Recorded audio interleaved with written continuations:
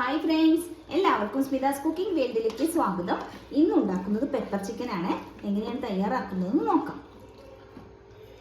1 kilo കഴുകി വൃത്തിയാക്കിയ ചിക്കനാണ് എടുത്തിട്ടുള്ളത്. ഇതൊരു ഭാഗത്തേക്ക് മാറ്റി വെക്കാം. പിന്നെ ഇതിലേക്ക് ഒരു 20 അല്ലി വെളുത്തുള്ളി എടുത്തിട്ടുണ്ട്.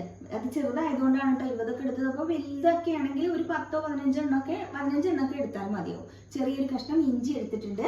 അത് ഞാൻ ചെറിയ പീസസ് ആക്കി എടുത്തതാണ്. പിന്നെ 3/4 ടേബിൾ സ്പൂൺ പെരിഞ്ചീരകം എടുത്തിട്ടുണ്ട്. ഇനി ഇത് മൂന്നും കൂടി നല്ല പേസ്റ്റ് പോലെ അരച്ചിട്ടെടുക്കാം. ഞാനൊരു പാനിലേക്ക് കുറച്ച് വെളിച്ചെണ്ണ ഒഴിച്ചിരുന്നു. ചൂടായ വെളിച്ചെണ്ണയിലേക്ക് വലിയ 2 സവാള കനം കുറച്ച് നീളത്തിൽ അരിഞ്ഞെടുത്തതാണ്. അതുകൂടി ഒന്ന് ചേർത്തിട്ട് നന്നായിട്ടൊന്ന് ഇളക്കി വെക്കാം.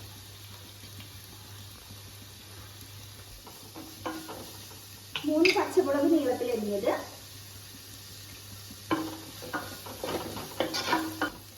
സവാളയുടെ കളറെല്ലാം മാറി ചെറുതായിട്ട് ഒരു ഗോൾഡൻ കളറായിട്ട് വരണം. അതുവരെ ഇളക്കി കൊടുക്കാം. ചാനൽ ആദ്യമായിട്ടാണ് കാണുന്നത് സബ്സ്ക്രൈബ് ചെയ്യാൻ മറക്കരുത്.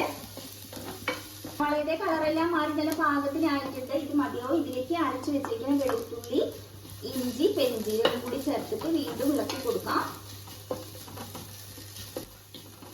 കറിവേപ്പില,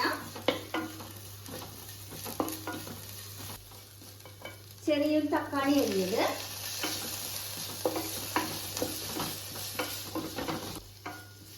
കുറച്ച് നാളികേര കുത്തുകൂടി ചേർത്ത് കൊടുക്കാം.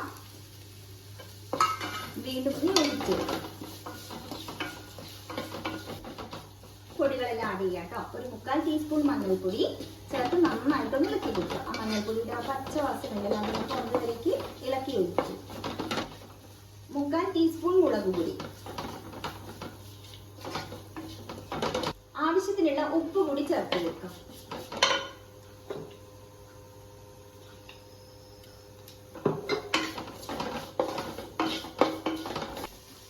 തക്കാളിയൊക്കെ ഒന്ന് ചെറുതായിട്ടൊന്ന് ഉടഞ്ഞു വന്നിട്ടുണ്ട്. പാകത്തിനാക്കിയിട്ടുണ്ട് മസാല.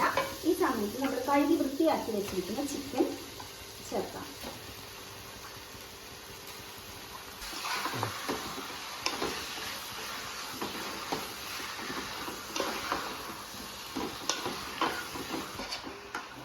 നന്നായിട്ട് ഞാൻ ഇളക്കി ഒഴിപ്പിച്ചെടുത്തിട്ടുണ്ട്. ഇനി ഇതിലേക്ക് വെള്ളമൊന്നും ചേർക്കാൻ പാടില്ല കേട്ടോ. അത് നന്നായിട്ട് കയറിയിട്ടുണ്ട്.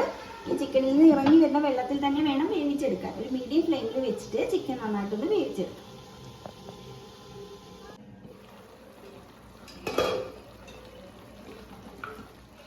ചിക്കനിൽ ഒരു 3/4 വേവായിട്ടോ. നമ്മൾ വെള്ളമൊന്നും ഒഴിച്ചിട്ടില്ലെങ്കിലും കണ്ടില്ലേ, ചിക്കനിൽ നിന്ന് ഇറങ്ങി വന്ന വെള്ളമാണ് ഇത്.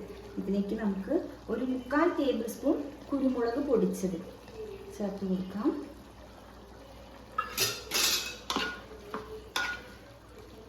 വീണ്ടും നന്നായിട്ടൊന്ന് യോജിപ്പിച്ച് കൊടുക്കണം.